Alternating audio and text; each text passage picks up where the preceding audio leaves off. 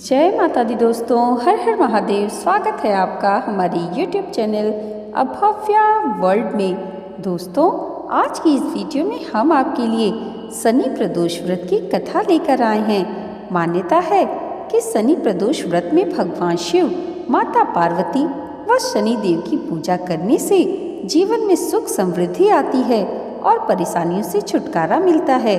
तो आइए भगवान भोलेनाथ और माता पार्वती का ध्यान करते हुए सुनते हैं शनि प्रदोष व्रत की कथा।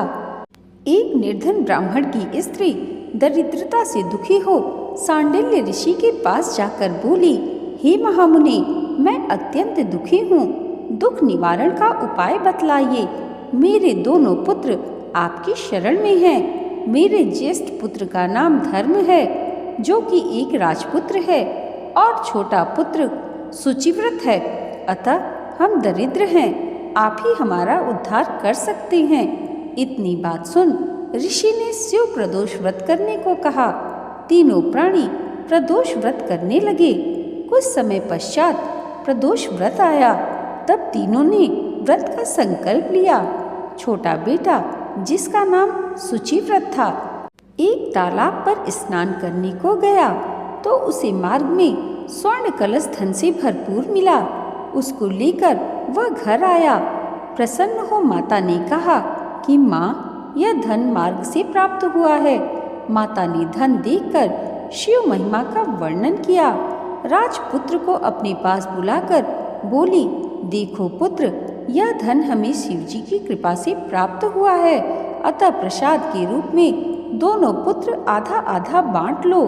माता का वचन सुन राजपुत्र ने शिव पार्वती का ध्यान किया और बोला, पूज्य, यह धन आपके पुत्र का ही है, मैं इसका अधिकारी नहीं हूँ। मुझे शंकर भगवान और माता पार्वती जब देंगे तब लूँगा।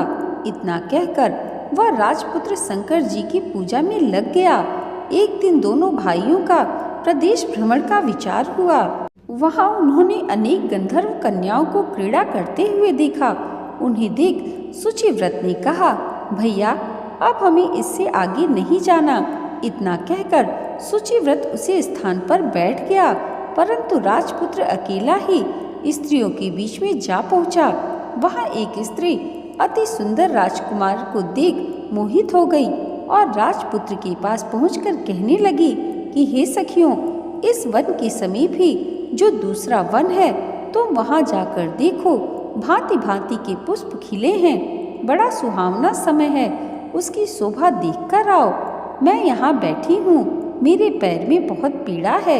यह सुन सभी सखियाँ दूसरे वन में चली गईं। वह अकेली सुंदर राजकुमार की ओर देखती रही। इधर राजकुमार भी कामुक दृष्टि से निहारने लगा। युवती बोली, आप कहाँ रहते हैं? वन में कैसे पधारे? किस राजा के पुत्र हैं? क्या नाम है?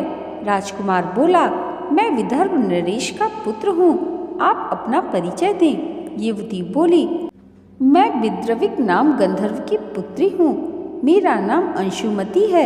मैंने आपके मन की स्थिति को जान लिया है कि आप मुझ पर मोहित हैं। विधाता ने हमारा तुम्हारा संयोग मिलाया है।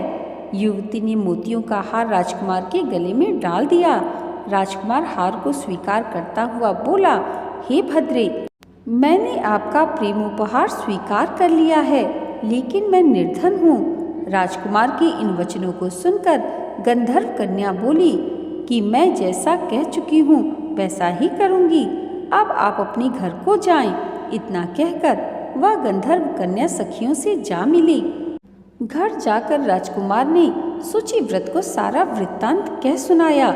जब तीसरा दिन आया, वह राजकुमार शुचिव्रत को लेकर उसी वन में जा पहुंचा। वही गंधर्व राज अपनी कन्या को लेकर आ पहुंचा। इन दोनों राजकुमारों को देख आसन दे कहा कि मैं कैलाश पर गया था। वहां शंकर जी ने मुझसे कहा कि धर्मगुप्त नाम का राजपुत्र है, जो इस समय राज्य विहीन निर्धन है, मेरा परम भक्त है। हे गंधर्वराज, तुम उसकी सहायता करो। मैं महादेव की आज्ञा से इस कन्या को आपके पास लाया हूँ, आप इसका निर्वाह करें। मैं आपकी सहायता कर आपको राजगद्दी पर बैठा दूंगा। इस प्रकार गंधर्व राज ने कन्या का विधिवत विवाह कर दिया। विशेष धन और सुंदर गंधर्व कन्या को पाकर राजपुत्र अति प्रसन्न हुआ। भगवत कृपा से वह समयोपरांत अपने शत्रुओं को दमन करके राज्य का सुख भोगने लगा। दोस्तों, आज की ये वीडियो अगर आपको अच्छी लगी हो तो कमेंट बॉक्स में हर हर महादेव ज़रूर लिखिएगा और इसे लाइक और हमारे चैनल पर पहली बार आए हैं तो सब्सक्राइब करना मत भूलिएगा।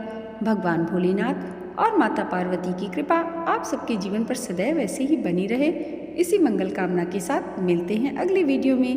तब तक के लिए जय माता दी, जय श्री हरि।